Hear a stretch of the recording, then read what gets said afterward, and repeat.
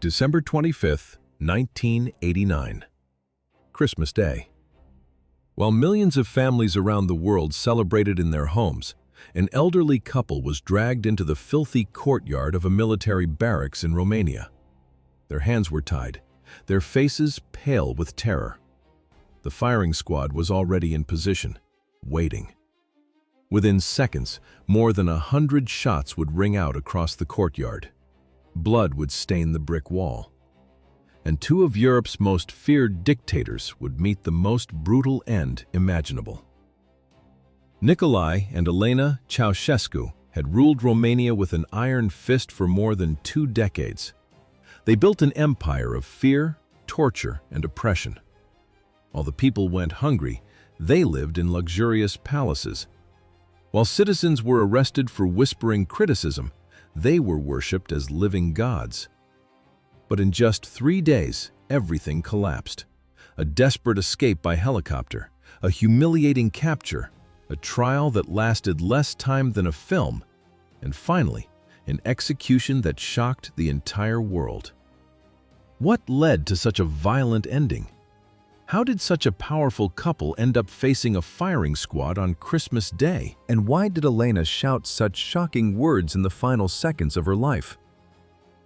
Stay until the end, because what happened in that courtyard was filmed. The footage was broadcast across the country. Before we begin, we are working toward 1 million subscribers. It may seem like a lot, but with your help, we can get there. Subscribe now, leave a like, and be part of this story. The couple who became synonymous with tyranny. To understand why Nicolae and Elena Ceaușescu were executed so brutally, we need to go back in time and discover who they really were. Nicolae Ceaușescu came to power in Romania in 1965, at the height of the Cold War. At first, he seemed different from other communist dictators. He condemned the Soviet invasion of Czechoslovakia in 1968, maintained diplomatic relations with the West, and even received honors from countries such as the United States and the United Kingdom. The world believed he might become a more moderate communist leader. But behind the diplomatic facade, Nicolae was building one of Europe's most repressive regimes. At his side was his wife, Elena, who would become the second most powerful person in the country. Elena Ceaușescu was born in 1916 into a poor peasant family. She had only a basic education. Some sources say she could barely write properly. But when she married Nicolae in 1947, her ambition was limitless. She did not want to be merely the leader's wife. She wanted power of her own. During the 1970s, while Nicolae consolidated his absolute power, Elena built an image of her own. She forged academic credentials and proclaimed herself a renowned scientist. More than 400 scientific papers were published under her name, though they had actually been written by other researchers forced to credit her. She demanded to be addressed as Comrade Dr. Engineer and forced foreign universities to award her honorary degrees. But her true nature was very different from the image she tried to project. Elena was known for her extreme vanity, explosive temper, and cruelty. Obsessed with her appearance, especially her nose, she forbade photographers from capturing her in profile. Any photograph that did not flatter her was immediately destroyed. Behind the scenes of power, Elena was feared by everyone. She took an active role in political decisions, influenced the appointment of ministers, and, according to reports, personally suggested the names of opponents who should be arrested or eliminated. Romania's secret police, the Securitate, was among the most brutal in Europe, and Elena played a direct role in its operations. The couple built a cult of personality that rivaled those of Stalin and Mao. Nicolae Ceaușescu was portrayed as the genius of the Carpathians, and Elena Ceaușescu as the mother of the nation. Schools were required to teach their glorious achievements. Entire cities were forced to take part in parades held in their honor. Statues and portraits of the couple filled every public space in the country. Meanwhile, the Romanian people were living through a nightmare. The economy had collapsed under the regime's disastrous policies. Nicolae Ceaușescu decided to repay the country's entire foreign debt all at once, causing severe shortages of food and energy. Bread, meat, sugar, and milk were rationed. Blackouts left entire cities in darkness for hours. In winter, people froze in their homes because heating was restricted. But the worst was the repression. The Securitate had informers everywhere. Neighbors spied on neighbors. Work colleagues informed on one another. Even members of the same family did not trust each other. A joke about Nicolae could lead to years in prison. A whispered criticism could cost someone their life. Romania had become one vast prison. Its borders were heavily guarded. Escaping the country was almost impossible, and attempting it meant risking death at the hands of border guards. In 1989, as communism crumbled across Eastern Europe and the Berlin Wall had fallen in November, the Ceaușescus believed themselves untouchable. They were terribly mistaken when popular fury erupted. December 1989. Eastern Europe was in flames. Poland had broken free. Hungary had opened its borders. Czechoslovakia was in the midst of its Velvet Revolution. Bulgaria had overthrown its dictator. The Berlin Wall had fallen before the eyes of the world. But in Romania, Nicolae Ceaușescu still believed he controlled everything. On the 16th of December, a protest broke out in Timișoara in the west of the country. The trigger was the government's attempt to remove the reformed pastor Laszlo Tucas, who had openly criticized the regime. But the people's anger went far beyond that pastor. It was decades of hunger, cold, fear, and oppression built up over time. What began as a small group of demonstrators quickly grew into thousands of people in the streets. They shouted words that had not been heard in Romania for years. "Freedom! Down with Ceaușescu! Murderers!" The regime's response was immediate and brutal. Nicolae Ceaușescu was on a diplomatic visit to Iran, so Elena Ceaușescu directed the initial crackdown, and she showed no mercy. First came water cannons and tear gas, then the batons. Police beat demonstrators indiscriminately, men, women, young people, and the elderly. Blood ran through the streets of Timișoara. But the people did not retreat. On the contrary, more joined the protests. That was when Elena gave the fateful order, "Kill them all." Army troops were mobilized, tanks entered the city, and the massacre began. Soldiers fired directly into the unarmed crowd. People fell in the streets, struck by bullets. Cries of pain mingled with cries of defiance. Bodies were collected and taken away in trucks. Some of the wounded were taken to hospitals, but many simply disappeared, murdered by the Securitate to leave no trace. From the palace in Bucharest, Elena Ceaușescu followed the reports. Martial law was declared, a curfew imposed. Anyone seen on the streets after the stipulated hour would be shot without warning. But nothing worked. The uprising spread to other cities: Arad, Cluj-Napoca, Sibiu, Brașov. It was as though the entire country had awakened from a nightmare and decided it could not endure another day under that dictatorship. When Nicolae Ceaușescu returned from Iran on the 21st of December, he found a country in flames. Furious, he blamed foreign agitators and hooligans for the unrest. He still did not understand. The Romanian people had reached their limit. Nicolae decided to do what he always did in times of crisis: organize a massive rally to demonstrate his power. On the 21st of December, more than 100,000 people were forced to gather in Palace Square in Bucharest. Nicolae Ceaușescu began his speech from the Central Committee building. Elena Ceaușescu stood beside him, wearing her characteristic cold smile. Television cameras broadcast the event live across the country. Then something historic happened. Suddenly, boos and shouts began to echo across the square. Timișoara! Timișoara! The crowd chanted the name of the city where the massacre had taken place. Nicolae Ceaușescu stopped speaking, visibly confused. For the first time in his life, he was being challenged in public. Explosions, some say they were fireworks, others gunshots, caused panic. The crowd began to scatter in total chaos. Nicolae Ceaușescu raised his arm, trying to restore order, shouting, "Hello! Hello!" as if the microphone had stopped working. But it was not a technical problem. It was the end. Elena pulled her husband back inside the building. The live broadcast was cut off. But it was too late. The entire country had seen it.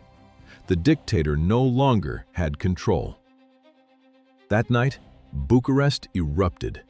Demonstrators flooded the streets.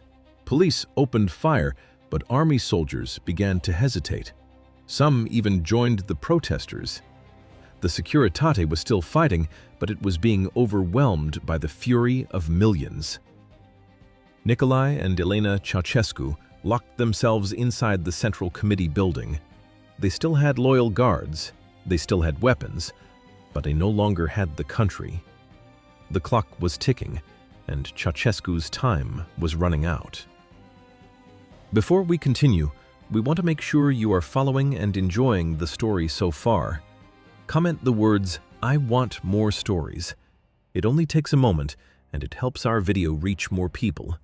Your comment may even be pinned to show that you were here.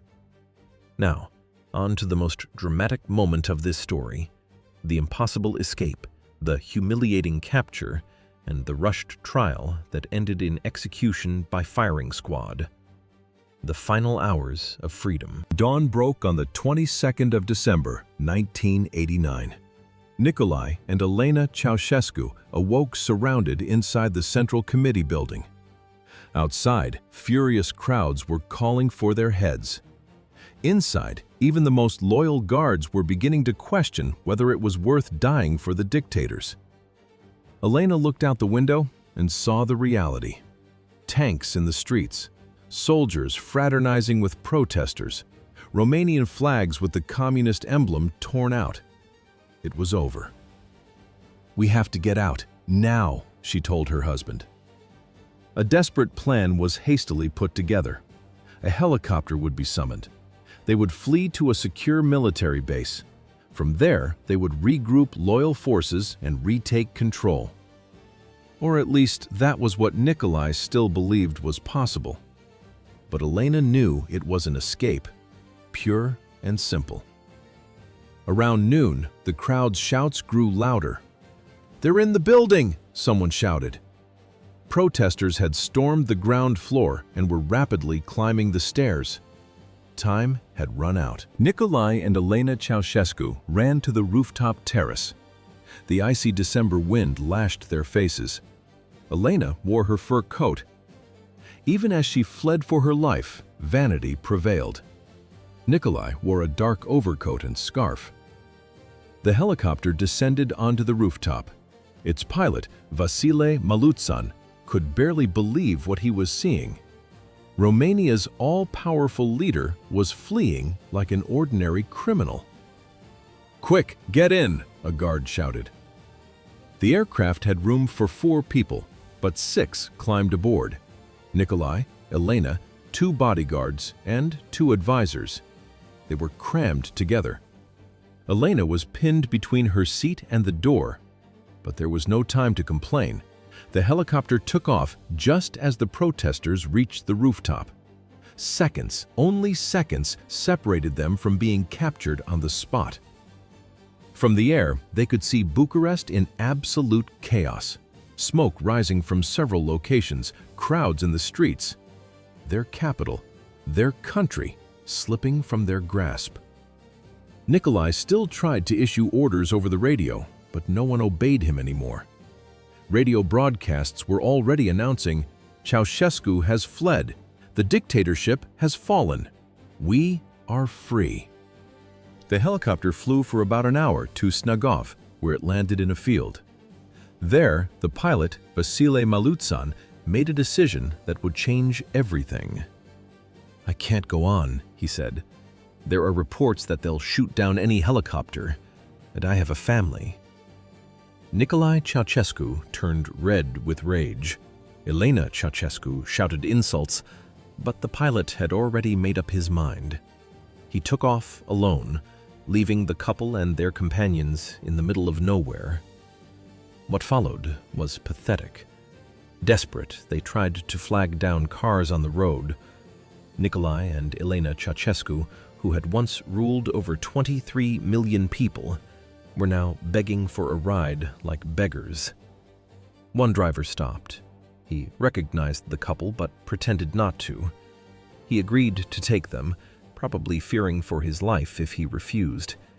After driving a few kilometers, he spotted a police patrol, pulled over, and said, "We're out of fuel. You need to get out." It was a lie. He had realized the regime had fallen and did not want to be caught helping the dictators. Minutes later, police found Nicolae and Elena Ceaușescu wandering along the road. There was no resistance, no dramatic shootout. They were simply arrested as the common criminals they were. They were taken to a military barracks in Târgoviște, where they were locked in separate cells. Nicolae remained silent, still trying to process how quickly his empire had collapsed. Elena, by contrast, was hysterical. "Do you know who I am?" she shouted. "I am Comrade Doctor. You will pay for this." But no one cared anymore. The guards ignored her. Her era was over. And the worst was yet to come. 3 days separated their capture from their deaths. For 3 days, Nicolae and Elena Ceaușescu were held at the military barracks in Târgoviște. But outside, Romania was bleeding. Forces loyal to the regime, mainly members of the Securitate, were still resisting in several cities. Snipers took up positions on rooftops and fired on demonstrators. There were reports of tanks firing on civilian buildings. A civil war was beginning to unfold. The new provisional government, known as the National Salvation Front, faced a terrible dilemma. As long as Nicolae and Elena Ceaușescu remained alive, they would be symbols of resistance. Loyalist forces might attempt to rescue them. The killing could continue for weeks or months. The decision was made, an immediate trial, and the sentence carried out that same day. December 25th, 1989, Christmas Day.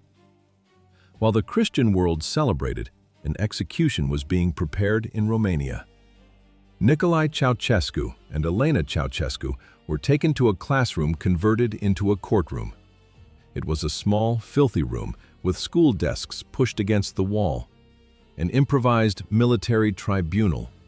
3 military judges, a prosecutor, court-appointed lawyers with no interest in defending the accused. The cameras recorded everything. Romania needed to see that the dictators had fallen. Nicolae entered first. He wore the same dark overcoat from the escape. He looked smaller, frailer, older. He sat beside Elena, who wore her fur coat and a scarf. She looked around with contempt, as if she were still the second most powerful person in the country. The prosecutor began reading the charges. Nicolae Ceaușescu and Elena Ceaușescu, you are accused of genocide and held responsible for the deaths of more than 60,000 Romanian citizens. You ordered troops to fire on unarmed demonstrators in Timișoara and other cities. Nicolae interrupted him. I do not recognize this court. I demand to be tried by the Great National Assembly. The prosecutor ignored him and continued. You are accused of plundering the national economy, destroying the country's infrastructure, and hiding fortunes in foreign bank accounts while the people went hungry. Elena erupted. Lies, all lies. We gave everything to this country. You are traitors, all of you. But the charade continued. Witnesses were called. Military officers described the orders they had received to fire on civilians. Economists detailed the economic disaster. Everything happened quickly, very quickly. Nicolae Ceaușescu tried to defend himself, citing his achievements: the homes built, the schools opened. But his voice was weak, lacking conviction. He knew. Elena Ceaușescu swung between fury and pleas. One moment she shouted insults, the next she appealed to the emotions of those present. "I always loved the Romanian people. I was like a mother to you." No one was moved. The public defenders barely spoke. They asked the customary procedural questions, but it was clear they were merely part of a staged performance. After a little more than an hour, some say 55 minutes, others 67, the trial came to an end. The three judges withdrew to deliberate, though everyone knew the verdict had been decided before the trial even began. 5 minutes later, the judges returned. "Stand to hear the sentence," the presiding judge ordered. Nicolae and Elena Ceaușescu rose. "For genocide against the Romanian people, crimes against the state, destruction of the national economy, and other extremely serious crimes, this court sentences Nicolae Ceaușescu and Elena Ceaușescu to death. The sentence will be carried out immediately." There was a moment of absolute silence. Then Elena exploded. "Murderers! You are murderers! You cannot do this! This is murder, not an execution!" Nicolae, more resigned, said only, "History will judge me. You are executing a patriot." Outside the room, the soldiers argued. Everyone wanted to be part of the firing squad. The hatred that had built up against the couple was so intense that being among the executioners was seen as an honor. It was decided that paratroopers from an elite unit would carry out the task. Nicolae and Elena were informed they had only minutes left to live. The march to the courtyard was about to begin, the path to death. At 5:55 p.m., Nicolae and Elena Ceaușescu were taken from the courtroom. Their hands were tied behind their backs with thick rope. Elena protested violently, struggling as she was bound. Nicolae accepted it in silence. A narrow corridor led to the courtyard. It was a walk of less than 30 meters, but it must have felt like an eternity. Soldiers lined the walls, watching them pass. Some had hatred in their eyes. Others looked on with morbid curiosity. Some were simply indifferent, wanting it to be over as quickly as possible. Nicolae walked with dignity, trying to keep his back straight. Elena also walked with dignity, shouting unintelligible words mixed with insults. They were offered a priest to administer the last rites. Both refused. Nicolae said, "We are not religious." Elena spat, "I do not need priests." The yard was small and filthy, with a weather-stained brick wall along one side. The ground was uneven concrete, with puddles left by the winter thaw. The firing squad was already in position, 3 paratroopers chosen from dozens who had volunteered. Each carried an AKM automatic rifle. An officer tried to blindfold Nicolae Ceaușescu. He refused with a shake of his head. "No, I want to see." Elena Ceaușescu also refused the blindfold, though for different reasons. She was still shouting, still struggling. "You will regret this, all of you! I am a scientist! I have degrees! I am respected internationally!" The soldiers stood expressionless. One would later recall, "She did not stop talking, not even in the final seconds." Nicolae and Elena were placed side by side against the wall. They stood approximately 3 meters from the rifles, too close for any mistake. Nicolae looked at his wife for the last time. Some witnesses say he whispered something to her, but amid all the noise, with Elena still shouting, no one heard it. The officer in charge of the execution raised his arm. The 3 soldiers raised their rifles, aiming at the condemned couple's torsos, where the chances of instant death were greatest. Nicolae closed his eyes briefly, then opened them again. His face was pale, but calm. Elena kept shouting, "Scoundrels! Murderers! You cannot do this to me! It was 16 on the 25th of December, 1989. The officer lowered his arm. The end of dictators. Fire! The order echoed across the courtyard. The sound was deafening. The 3 AKM automatic rifles fired bursts almost simultaneously. These were not controlled, precise shots fired in cold blood. It was a discharge of hatred. Nicolae Ceaușescu was hit first. The bullets tore through his chest, stomach, and neck. His body was thrown back against the brick wall. He collapsed instantly, sliding down the wall until he was sitting on the ground, then toppling onto his side. His eyes were still open. Elena Ceaușescu took half a second longer. In that impossible fragment of time, she saw her husband fall. Her mouth was still open, probably in the middle of another insult or protest. Then the bullets reached her. Hit in the torso and head, Elena turned slightly before falling. Her body toppled onto its side. Her famous fur coat was now stained with blood. She fell close to Nicolae, their bodies forming an irregular angle on the dirty courtyard ground. But the shooting did not stop.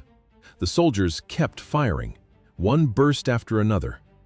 Witnesses would later say that more than 100 shots were fired in total, far more than necessary to kill 2 elderly people. The courtyard filled with gunpowder smoke. The smell was acrid and penetrating. Spent cartridge cases leapt from the rifles and clinked onto the concrete ground. The explosions echoed off the barracks walls. When the shooting finally stopped, the silence that followed was almost as deafening as the gunfire. Nicolae and Elena Ceaușescu were dead. The officer approached cautiously, still holding his weapon. He checked both their pulses. There was no sign of life. Blood pooled around the bodies. Soldiers and officers began to gather. Some wanted to confirm that it was truly over. Others came out of morbid curiosity. The dictators who had terrorized Romania for decades lay on the ground like rubbish bags. A military doctor was called to officially certify the deaths. He knelt beside the bodies, checked their vital signs, and declared, "Nicolae Ceaușescu, dead. Elena Ceaușescu, dead. Time of death, 4:03 in the afternoon." 3 minutes. That was all it had taken from the moment they entered the courtyard to the moment they were declared dead. The cameras that filmed the trial were also in the courtyard. But the execution was so chaotic, so swift, that they captured very little. Shaky images, the deafening sound of gunfire, then the bodies on the ground. Someone brought 2 brown military tarpaulins. The bodies were hastily wrapped and dragged into a military vehicle. There was no ceremony, no final words. Nicolae and Elena Ceaușescu, who had demanded to be treated as gods in life, were discarded like rubbish. They were taken to a civilian cemetery in Ghencea, on the outskirts of Bucharest. 2 graves were hastily dug. Still wrapped in the tarpaulins, the bodies were buried without proper coffins. No headstones, no identification. Anonymous graves. That night, Romanian state television broadcast the footage. First the trial, then scenes of the execution. The entire country saw it. Many wept with relief. Others were in shock. Some felt it was justice. Others thought it was revenge. But one thing was certain. Nicolae and Elena Ceaușescu were dead. The dictatorship was over. Romania was free. Elena Ceaușescu lived for 73 years. She came from a poor peasant family, became the second most powerful person in an entire country, and ended up before a firing squad in a filthy courtyard on Christmas Day. She was the only woman executed by firing squad in modern Romanian history. Today, Nicolae and Elena lie buried side by side in Ghencea Cemetery. Their once anonymous graves now bear headstones and receive occasional visitors. The couple who wanted to be immortal in the people's memory got their wish. but not in the way they imagined. If you enjoyed this video about the Ceaușescus and want to learn more about the tragic ends of dictators, click the video now appearing on your screen. And do not forget to subscribe and turn on notifications so you do not miss our next videos.